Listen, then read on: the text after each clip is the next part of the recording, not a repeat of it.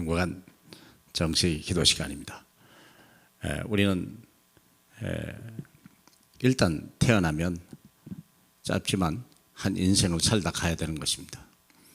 내가 내 인생의 주인이 아니라 나를 보내신 하나님이 있고 나를 이 땅에 이 시대에 보내신 하나님의 그 부르심이 있습니다. 그걸 우리가 잃어버리면 세상에 성공하는 것처럼 먹고 대단한 사람 같아도 결국은요 허전한 인생, 별 볼 일 없는 인생, 하나님과 무관한 인생을 살다 가게 되죠. 교회 안에 실패자가 없어야 된다. 그런데 어떤 실패자가 있냐? 복음보다 세상이 더 크게 보이는 사람들이 많고요, 두려운 것이 얼마나 많고 부러운 것이 얼마나 많은지, 그런 인생을 살다 가면 곤란하죠. 왜 한번 잠깐 보세요. 민수기 14장 11절에 여호와께서 모세에게 이르시되 이 백성이 어느 때까지 나를 멸시하겠느냐? 내가 그들 중에 많은 이적을 행하였으나 어느 때까지 나를 믿지 아니하겠느냐? 내가 전염병으로 그들을 쳐서 멸하고 내게 그들보다 크고 강한 나라를 이루게 하리라. 자, 우리 누가복음 12장에도 비슷한 말이 있습니다. 너를 죽이고 지옥에 못 보내는 자를 두려워하지 마라. 진실로 두려워하는 것은 목숨을 빼앗고 지옥까지 보내는 자를 참으로 두려워하라, 그렇게 얘기했거든요.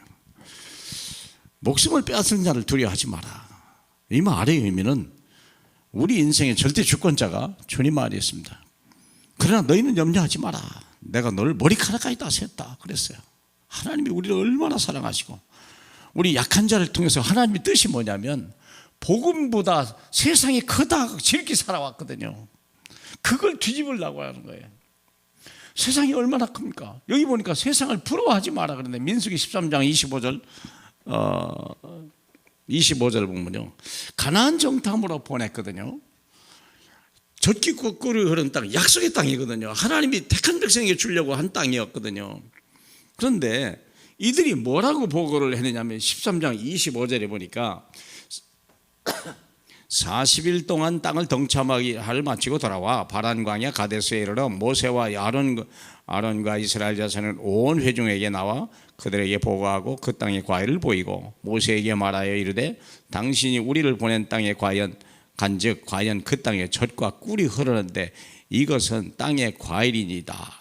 보니까 아마요 봐도 기가 막힌 땅이에요. 얼마나 포도송이 하나가요 두 사람이 맨데도 허리가 부러질 정도요. 실제로 그렇다니까요. 여러분 포도송이 하나가 이 강대성만 하다고 한다니까요. 실제 이런 일이다 어떻게 생각해 보세요. 두 사람이 장정에 겨우들 포도 한 송이를, 그게 얼마나 부러웠습니까? 생각해 보세요. 세상을 보니까요 막 화려하고 대단하고요, 뭐 빌딩을 보고 뭐 대단하잖아요. 많은 사람이 부러워하는데 문제는 뭐냐? 두려움이 따라온다는 거예요. 정복하라고 그랬는데 그 두려운 것이 28절로부터 23절까지 보고요, 갔다 오는 세상이 그래요. 그러나 그 땅 거주민은 강하고 성읍은 견고하고 힘이 클 뿐 아니라 거기서 안악 자손을 보았으며 아말렉인은 남방 땅에 거주하고 헷과 여부스인과 아모리스는 산지에 거주하고 가나안 땅은 해변과 요단간에 거주해. 다 점령돼 있더라고요. 너무 강한 자들이 이미 다 맞지요. 다 이미 다 정복됐는데요. 내가 발 하나 들어갈 구멍도 없는데요. 그래서 31절에 그와 함께 올라갔던 사람들이 이르되 우리는 능히 올라가서 이 백성을 치지 못하리라. 그들은 우리보다 강하리다.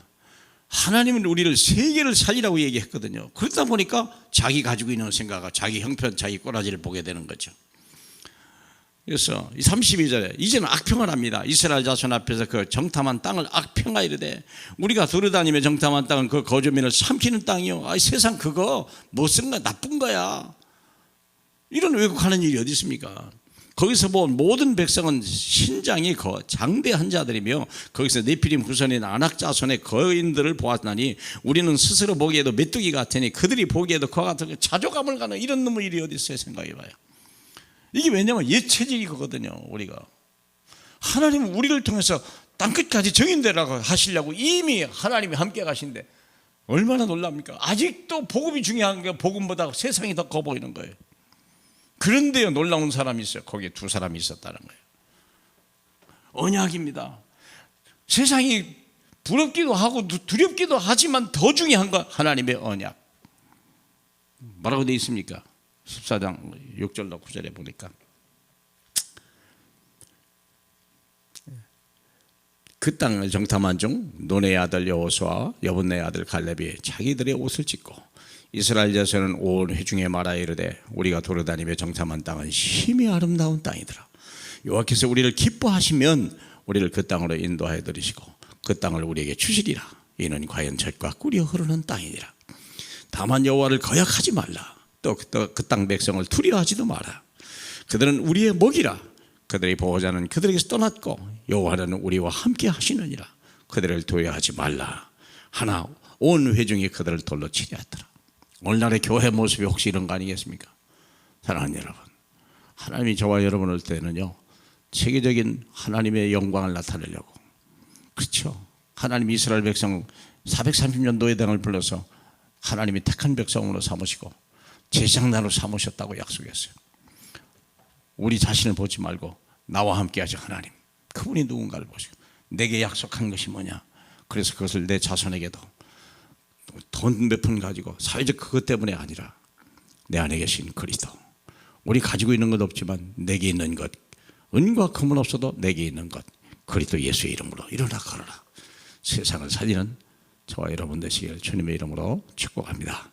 우리 하나님 아버지, 짧은 시간입니다. 그러나 뭔가 우리 영혼에서는 지지 일어나는 시간 되고 우리 생각 속에서는요 정말 하나님 태풍이 일어나는 시간이 되게 역사하셔서 하나님 나라를 바라보게 하고 세상을 바른 눈으로 바라볼 수 있게 하시고 내 자녀에게 바른 세상을 가르쳐 줄 수 있도록 축복해 주옵소서. 예수님 이름으로 기도합니다. 아멘.